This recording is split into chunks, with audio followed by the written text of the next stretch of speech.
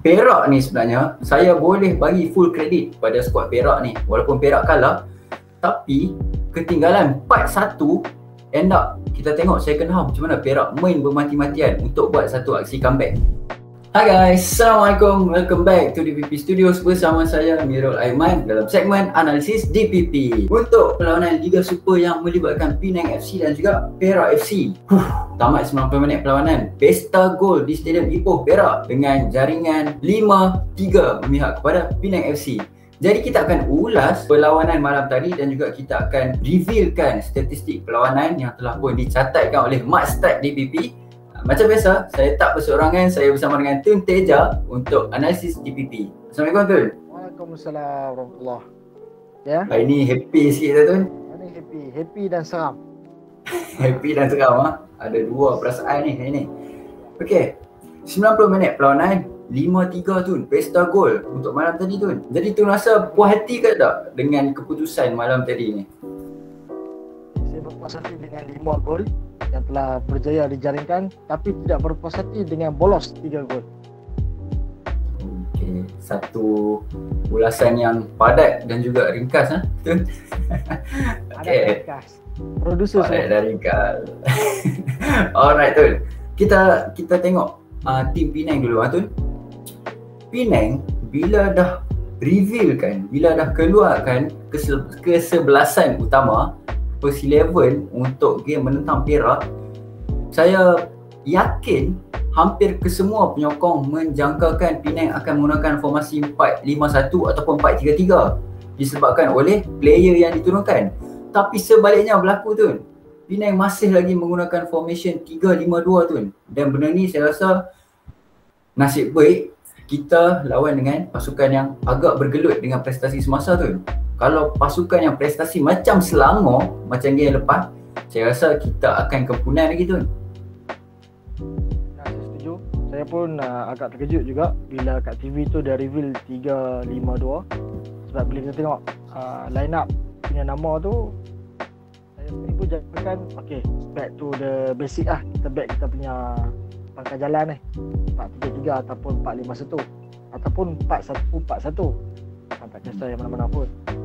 Tapi bila ditunjuk kat TV 3-5-2, macam mana ni? Kan ada Hafiz, dia main wing, Quentin dia main back 3. Saya pun tak tahu apa formula.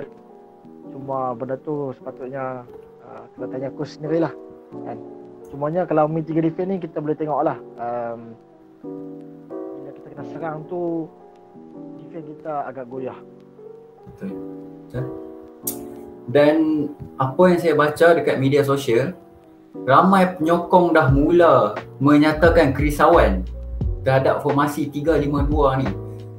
Ramai penyokong cakap yang sistem 3-5-2 ni mungkin tak sesuai dengan gaya permainan Penang yang dah pun terbiasa dengan 4-5-1 ataupun 4-3-3 menggunakan sistem target man. Tapi bila kita ubah 3-5-2, nampak macam tak tersusun setakat ni. Nampak macam kita tak boleh nak adapt dengan gameplay formation 3-5-2 ni tu. Ya, saya setuju. Nampak kita punya pertahanan lah nampak sangat lagi bergelut lah. Sebab bila Azwan dengan Quentin dia dah tolong menyerang, bila kita kena counter, nampak kita punya pertahanan ni sangat-sangat struggle untuk kekangan. Kalau kita tengok gol Nana Poku yang gol yang pertama dijaringkan, sangat mudah sebenarnya. Just satu lorongan yang ni kita nak buat offside track pun tak dapat sebab Nona Poku pun berada dalam kawasan yang selamat. Satu sepakan dan gol. Benda tu sebenarnya risiko. Saya mengharapkan game seterusnya ni mungkin lah akan kembali ke 4-3-3 kata macam mana. Okey. Kemudian kita tengok dalam line up first 11 kita, Amir Azhar dan juga Khairul Azrin Isbat, Acong dan juga Amir. Dua orang player yang sering disebut-sebut oleh penyokong Penang FC tu. Saya boleh katakan yang kemasukan dua player ni dalam first 11 memberi kekuatan tambahan dalam tim tu.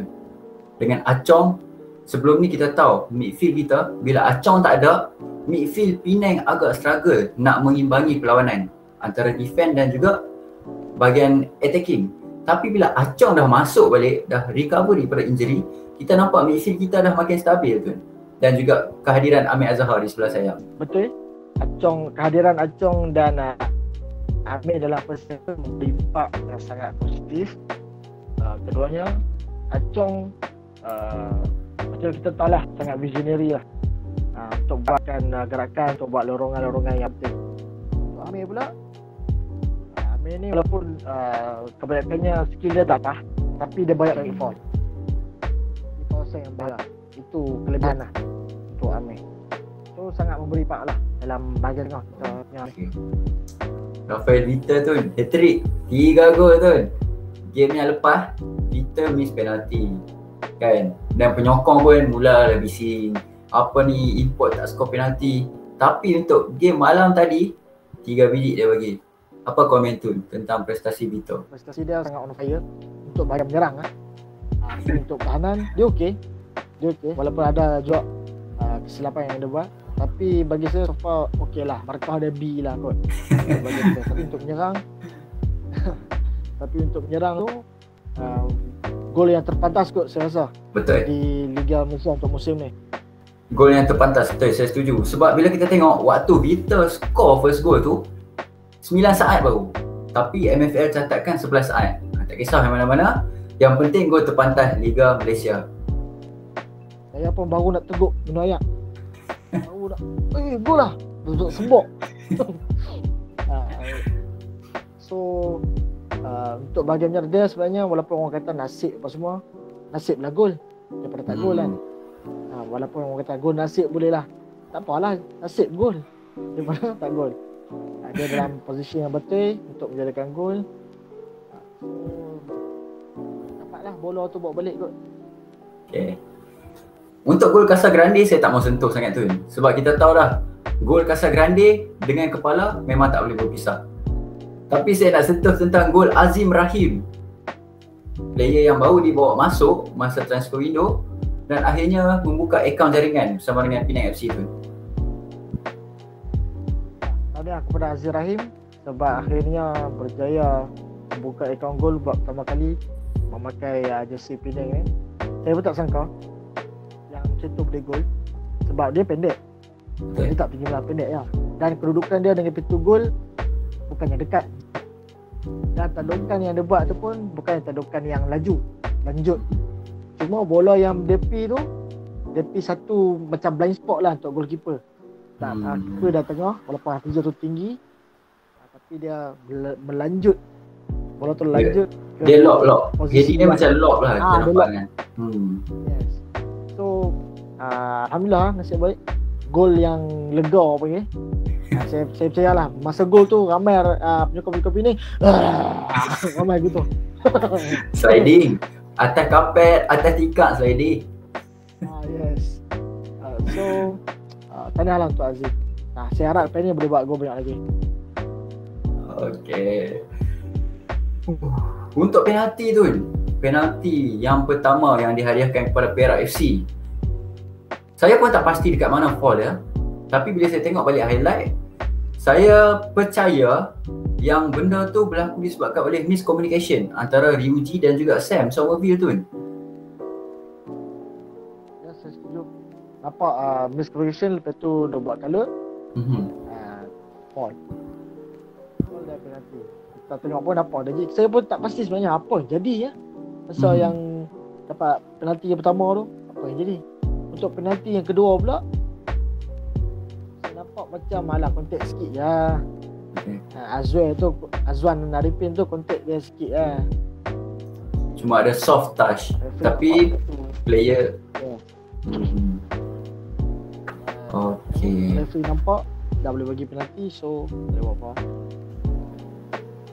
Okay Tun, dan satu lagi Tun, isu ni daripada game lepas kita bawa masuk sikit dalam episod kali ni. Sebab kita dah nampak daripada game lepas Tun, tapi game ni, isu ni masih lagi berlaku. Dan akhirnya penyokong-penyokong Penang FC dah mula dah bising dekat media sosial. Kalau kita tengok dekat Facebook, dekat Instagram dan sebagainya, dah ada dah timbul tentang masalah prestasi seorang player ni. Siapa? Sebut nama. Sam Somerville tu. Apa dah jadi dengan Sam yang kita kenal ni? 2 game bolos dia 4, 5 dan 7 bolos. 7 bolos dalam masa 2 game. Dan gol bukannya disebabkan mistake defense sangat pun, bukan. Kebanyakannya adalah mistake daripada dia sendiri. Saya boleh katakan decision making daripada Sam. Bila bola 50-50 ni dia pening sikit. Sebab kita ada satu expectation yang tinggi kan, bawa balik daripada Malaysia kot, Malaysia punya camp. So dengan Azmi Azram kot dia berlatih. Coach keeper Malaysia. Betul. So katalah mungkin Sam dia kena tenangkan lagi kot, kena tenangkan, kena beraktis kena bertawakal punya, kena relax kan dia punya mind lah. Mungkin dia punya kepala dia tu mungkin berada di Dubai lagi. Kita tak tahu. Sebab saya percaya dia bagus. Tapi untuk 2 game, pertama game yang sekarang ni, nampak dia, kalau kita tengok Hafizul teruk dengan era bola muntah dah, lebih kurang sama lah. Dan saya boleh katakan Sam perlu improve dari segi decision making dia. Waktu bila dia nak keluar, waktu bila dia nak kena stay. Sebab banyak kali dah saya rasa, saya perasan Sam akan keluar sikit, lepas tu dia akan mundur balik. Macam tak confident kalau nak keluar tau. Jadi benda ni sedikit sebanyak akan membuka ruang dan juga membuka angle yang lebih besar pada opponent untuk jaringkan gol tu. Okay, kita nak tengok daripada side Perak pula tu. Perak ni sebenarnya saya boleh bagi full credit pada skuad Perak ni. Walaupun Perak kalah, tapi ketinggalan 4-1, end up kita tengok second half macam mana Perak main bermati-matian untuk buat satu aksi comeback tu. Saya memujilah Perak. Sebab tu lah, dengan masalahnya dengan player-player yang diangkat daripada Perak 2, Tahniahlah. Okay. Kemudian saya nak highlightkan import Perak ni. Import yang bermain di posisi pertahanan, Charlie Michel nama dia. Saya rasa kalau letak local player boleh perform lagi bagus daripada import ni tu. Even saya bukan fans Perak pun, saya tak puas hati dengan prestasi import macam ni.